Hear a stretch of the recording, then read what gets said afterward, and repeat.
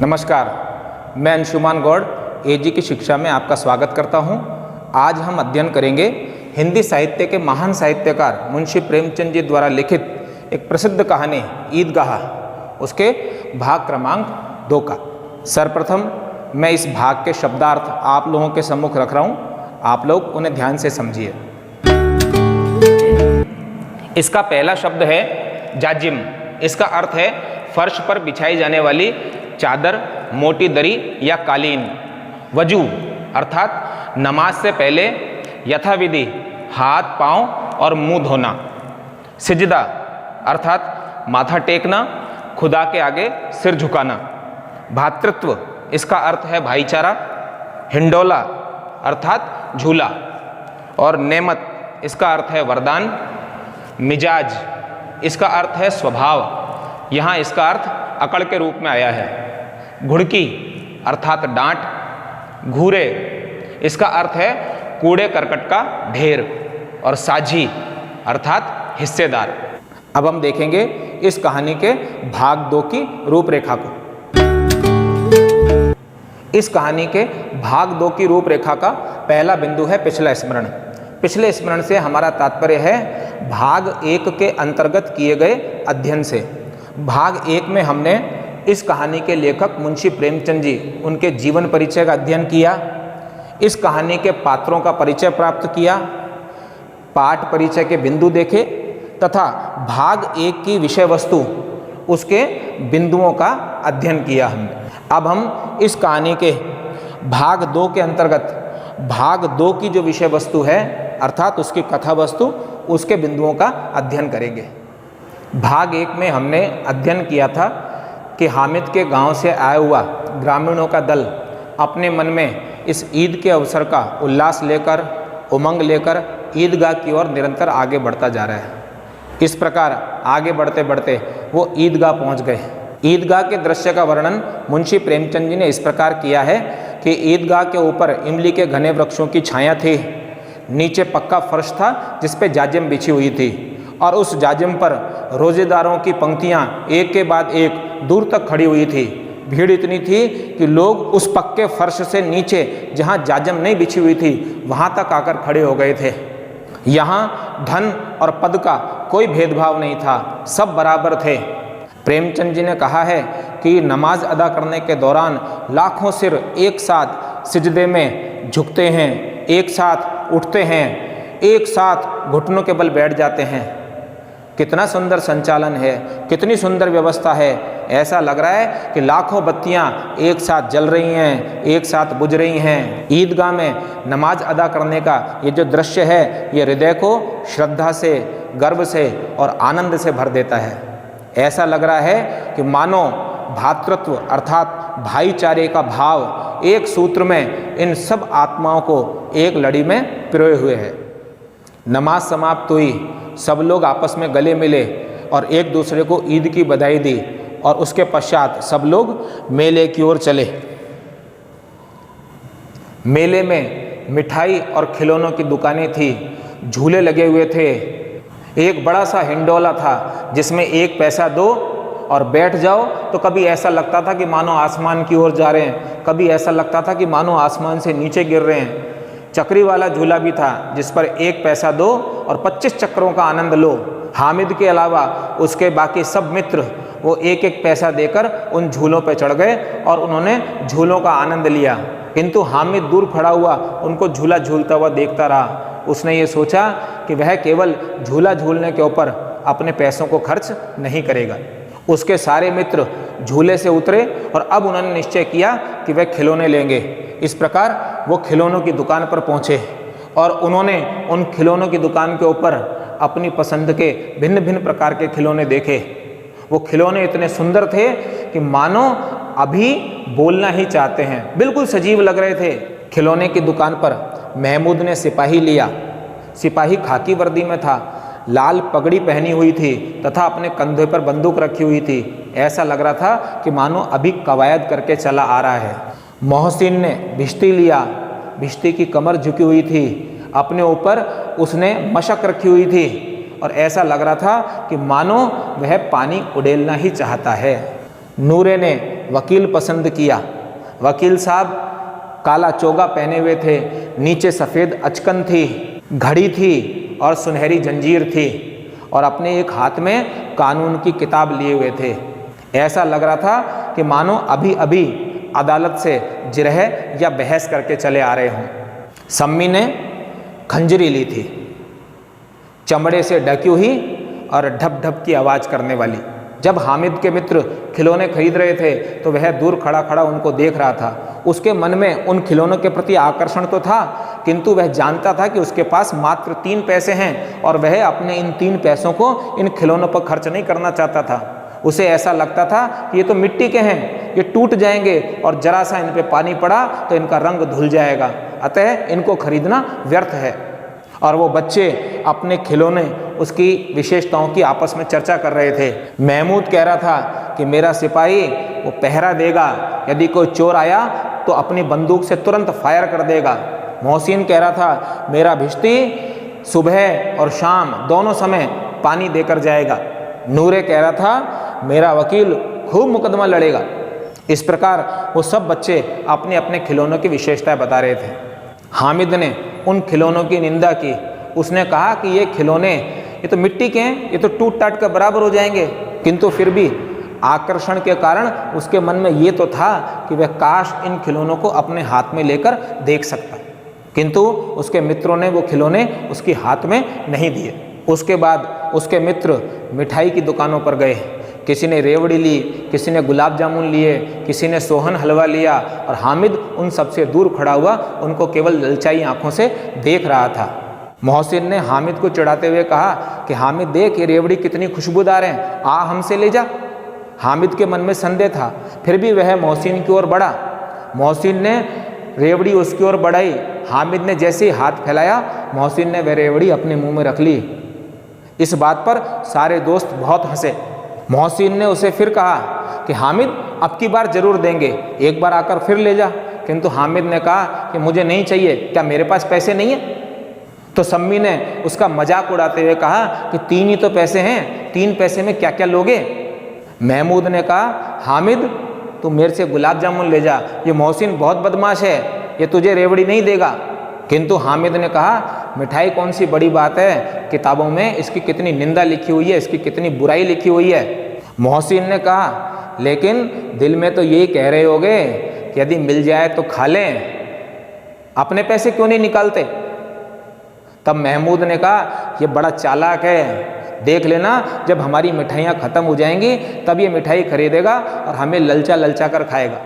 मिठाई की दुकानों के आगे लोहे के सामान की दुकान थी, गिलट के सामान की दुकान थी तथा नकली गहनों की दुकान थी। इन बच्चों को वहाँ कोई आकर्षण नहीं था, इसलिए उन दुकानों को छोड़कर वो आगे की ओर बढ़ गए। किंतु हामिद लोहे की दुकान पर रुक गया। उसने देखा लोहे की दुकान पर कुछ चिमटे रखे हुए थे। उसे याद आया कि उसकी दादी जब तवे पर से रोटी उतारती है तो उनकी उंगलियां जल जाती हैं। उसने सोचा कि यदि वह एक चिमटा खरीद ले तो उसकी दादी की उंगलियां वो कभी नहीं जलेंगी तथा घर में एक काम की चीज़ भी हो जाएगी। इन खिलौनों का क्या है, जरा सी देर की खुशी है, उसके बाद तो उनकी ओर कोई आंख उठाकर भी नहीं देखता। या तो वो खिलौने घर पहुंचते पहुंचते टूट टाट कर बराबर हो जाएंगे, या फिर वो बच्चे जो मेले में नहीं आए हैं वह उन खिलौनों को अपने हाथ में ले लेंगे और उन्हें तोड़ डालेंगे। किंतु ये चिमटा ये बहुत काम की चीज़ है, इसके तो लाभ ही लाभ हैं। रोटी तवे पर से उतार लो, उसे चूल्हे में सेक लो, यदि कोई आग मांगने आए तो तुरंत उसे चूल्हे में से आग निकाल कर दे दो। बेचारी दादी को तो बाजार जाने की फुर्सत ही नहीं है, न उनके पास में इतने पैसे हैं कि वो बाजार जाकर चिमटा खरीद कर लेकर आएँ। हामिद के साथी आगे सबील पर शरबत पीने लगे। हामिद दूर खड़ा खड़ा ये सोच रहा है कि देखो सब कितने स्वार्थी हैं, किसी ने मुझसे शरबत पीने के लिए नहीं पूछा, पीने दो उन्हें शरबत, खाने दो उन्हें मिठाई, इन्हीं की जबान चटरी हो जाएगी, इन्हीं के फोड़े फुंसी निकलेंगे। किताब में इनके दुष्प्रभावों के बारे में ऐसे थोड़ा ना लिखा है, आगे इन्हें खाने के लिए वो पैसे चुराएंगे, घर से मार खाएंगे। हामिद ने सोचा कि जब वह इस चिमटे को घर लेकर जाएगा तो दादी कितनी प्रसन्न होगी, उसे दुआएं देगी, आस पड़ोस में सबसे उसकी प्रशंसा करेगी कि हामिद दादी के बारे में कितना सोचता है। उसने मेले में जाकर भी दादी का ख्याल रखा, उनके लिए चिमटा खरीद कर लाया, कितना अच्छा बच्चा है। किंतु इन्हें इनके खिलौने खरीदने के ऊपर कोई दुआएं नहीं देगा। यह सोचते सोचते उसने ये दृढ़ निश्चय कर लिया कि वह इस चिमटे को अवश्य खरीदेगा। उसने दुकान वाले से पूछा कि यह चिमटा कितने का है, तो दुकानदार ने उस 4-5 वर्ष के एक छोटे से बालक के साथ जब किसी बड़े को नहीं देखा, तब उसने उसे मात्र बच्चे का एक जिज्ञासा मानते हुए ये कह दिया कि ये तुम्हारे काम की चीज़ नहीं है, तुम आगे चलो। तब हामिद ने उस दुकानदार को कहा कि क्या ये बिकाऊ नहीं है, क्या इसे बेचने के लिए नहीं लेकर आए हो? तब दुकानदार ने कहा तो बेचने के लिए तो लेकर आए हैं, नहीं तो इतनी दूर लाद कर क्यों लाते? तब हामिद ने कहा कि बोलते क्यों नहीं हो, कितने का है ये? दुकानदार ने उसकी कीमत बताई 6 पैसे। तब हामिद का कलेजा धक से रह गया, क्योंकि उसके पास तो मात्र 3 पैसे थे। उसने दुकानदार से कहा सही सही बताओ कितने में दोगे? दुकानदार ने कहा सही सही 5 पैसे लगेंगे, यदि लेना है तो लो, नहीं तो यहाँ से आगे बढ़ो। तब हामिद ने डरते डरते उस दुकानदार को मात्र इतना सा कहा, क्या 3 पैसों में दोगे? और ऐसा कहकर वो दुकानदार के उत्तर की प्रतीक्षा किए बिना ही वहाँ से आगे बढ़ गया, क्योंकि उसे डर था कि दुकानदार उसे उसकी इस बात के लिए डांटेगा, उसे घुड़की देगा। किंतु दुकानदार ने घुड़की नहीं दी, उसे डांटा नहीं, अपितु उसे बुलाकर 3 पैसे में चिमटा दे दिया। तब हामिद ने उस चिमटे को अपने कंधे पर इस प्रकार रखा कि मानो वह कोई बंदूक हो, और वह शान से अकड़ता हुआ अपने मित्रों के पास में आया। तब मोहसिन ने उसका उपहास उड़ाते हुए कहा कि अरे पगले, ये क्या लेकर आ गया, क्या करेगा इस चिमटे का? तब हामिद ने उस चिमटे को जोर से जमीन पर पटकते हुए कहा, यदि तेरे में हिम्मत है तो अपने भिश्ती को भी इसी तरह पटक के दिखा, पसलियाँ चूर चूर हो जाएंगी बच्चों की। महमूद ने उससे कहा कि अरे ये भी कोई खिलौना है क्या?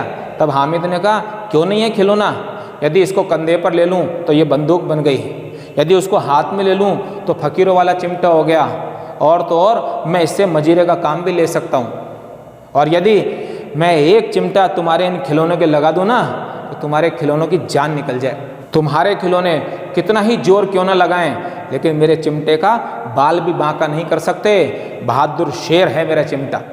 हामिद के इन तर्कों से उसका मित्र सम्मी बहुत अधिक प्रभावित हुआ, और उसने हामिद को कहा कि मैंने ये खंजरी पूरे 2 आने के लिए, क्या तुम अपने चिमटे से इसे बदलोगे? तब हामिद ने उसकी खंजरी की ओर उपेक्षापूर्ण दृष्टि डालते हुए कहा कि मेरा चिमटा यदि चाहे तो तुम्हारी खंजरी का पेट फाड़ डाले, जरा सा चमड़ा क्या लगा दिया, डब डब करने लगी। थोड़ा सा पानी भी यदि इस पे गिर जाएगा तो इसका सत्यानाश हो जाएगा। किंतु मेरा ये चिमटा ये आग में, पानी में, तूफान में डटा खड़ा रहेगा। हामिद के इन तर्कों ने उसके सभी मित्रों को प्रभावित कर लिया। सभी ये सोचने लगे कि हामिद का चिमटा ही उनके खिलौनों की तुलना में श्रेष्ठ है, उन्हें भी इस चिमटे जैसी कोई वस्तु लेनी चाहिए थी। किंतु अब वो मेले से काफ़ी दूर निकल आए थे, 9 बज गए थे, धूप भी हो रही थी, इसलिए अब वापस मेले में जाकर वह चिमटा भी नहीं खरीद सकते थे, तथा यदि वो अपने पिता से चिमटे जैसी कोई वस्तु दिलाने के लिए कहते तो उनके पिता कभी भी राजी नहीं होते। उसके मित्रों ने सोचा कि हामिद है बड़ा चालाक, इसीलिए उसने अपने पैसे बचा कर रखे हुए थे। अब 2 दल हो गए, एक तरफ सम्मी और हामिद है, तथा दूसरी तरफ उसके बाकी मित्र हैं। हामिद के पास न्याय का और नीति उसका बल था। हामिद ने तर्क देते हुए कहा कि यदि कोई शेर आ जाए तो भिश्ती मियाँ के तो छक्के ही छूट जाएंगे, वकील साहब उनकी नानी मर जाएगी और वो अपने चौगे में अपना मुंह छिपा कर बैठ जाएंगे, और ये मिट्टी का सिपाही अपनी मिट्टी की बंदूक छोड़कर भाग जाएगा। किंतु मेरा ये चिमटा, ये रुस्तमे हिंद है, ये शेर की गर्दन पर सवार हो जाएगा और उसकी आंखें निकाल लेगा। तब मोहसिन ने कहा कि वो तो ठीक है, किंतु तेरा ये चिमटा मेरे भिश्ती की तरह से पानी तो नहीं भर सकता। इस पर हामिद ने कहा कि मेरा चिमटा क्यों पानी भरेगा, ये इस भिश्ती को ऐसी डांट लगाएगा कि भिश्ती उसके द्वार पर पानी छिड़कने के लिए आएगा। तब महमूद ने कहा कि यदि ये पकड़ा जाएगा ना तो अदालत में बंदे बंदे फिरेगा, तब तो वकील साहब के पैरों में पड़ेगा। इस पर हामिद ने कहा कि कौन है हमें पकड़ने वाला? तो सम्मी ने कहा ये सिपाही पकड़ेगा तुम्हें। तब हामिद ने कहा कि ये पकड़ेंगे, इस रुस्तम हिंद को जरा कुश्ती तो हो जाए, चिमटे की सूरत देखकर ही दूर से भागेंगे, पकड़ने की तो बिसात ही क्या। तब मोहसिन ने कहा कि तुम्हारे चिमटे का मुंह तो रोज आग में जलेगा। हामिद ने कहा कि आग से खेलना बहादुरों का काम है, तुम्हारे ये भिश्ती, वकील और ये सिपाही ये तो औरतों की तरह मुंह घर में छिपा कर बैठ जाएंगे। तब महमूद ने कहा कि हमारे वकील साहब तो आराम से कुर्सी पर बैठेंगे और तुम्हारा चिमटा तो बावर्ची खाने में ज़मीन पर पड़ा रहेगा। तब हामिद ने कहा कि हमारा चिमटा बावर्ची खाने में ज़मीन पर नहीं पड़ा रहेगा, वो तुम्हारे वकील साहब को ज़मीन पे गिरा देगा और उनका कानून उन्हीं के पेट में घुसा देगा। भले ही हामिद के इस तर्क में कोई दम ना हो, किंतु ये तर्क उसका कुछ नया था, इसलिए सभी मित्र उसके इस तर्क से बड़े प्रभावित हुए। उनके पास हामिद के इस तर्क का कोई उत्तर नहीं था।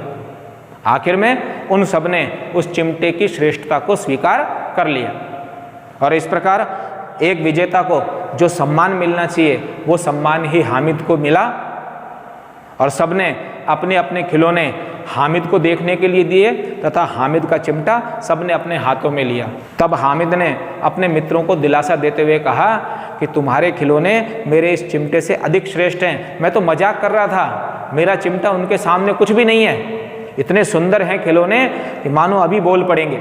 तब मोहसिन ने कहा वो तो ठीक है, किंतु तुम्हारे चिमटे के लिए तुम्हें दुआएं मिलेंगी, मगर हमारे खिलौनों के लिए हमें कोई दुआएं नहीं देगा। महमूद ने कहा अरे दुआओं की तो छोड़ो, मुझे तो ऐसा लगता है कहीं घर जाकर मार ना पड़े। तब हामिद ने सोचा कि हाँ, वास्तव में उसके चिमटे के लिए उसे दुआएं मिलेंगी। उसकी दादी उसके चिमटे को देखेगी, प्रसन्न होगी और वो उसे दुआएं देगी। मार्ग में महमूद के पिता ने महमूद को खाने के लिए कुछ केले दिए। महमूद ने उन केलों में सिर्फ हामिद को ही साझीदार बनाया, उसने अन्य मित्रों को वो केले खाने को नहीं दिए। ये हामिद के चिमटे का ही प्रभाव था। आगे मुंशी प्रेमचंद जी कह रहे हैं कि 11 बजे मेले से गांव वाले गांव वापस आ गए। तब मोहसिन की छोटी बहन दौड़कर मोहसिन के पास पहुंची और उसके हाथ से भिश्ती उसने छीन लिया। इस छीना झपटी में भिश्ती मियाँ नीचे गिर गए और टूट गए। इस पर दोनों भाई बहनों में बहुत मारपीट हुई, दोनों खूब रोए। उनकी माँ भी जब उनकी ये मारपीट और शोर शराबा सुना तब वह वहाँ आई और दोनों के 2-2 चांटे लगाए। नूरे ने भी अपने वकील साहब का बहुत आदर सम्मान किया। उसने दीवार पर 2 खूंटियाँ गाड़ी, उस पर लकड़ी का एक पटरा रखा और उस पर कागज़ का कालीन लगाया और उस पर वकील साहब को राजा भोज की तरह से विराजमान किया। और जिस प्रकार एक राजा को पंखा झलते हैं, नूरा भी राजा भोज को पंखा झलने लगा।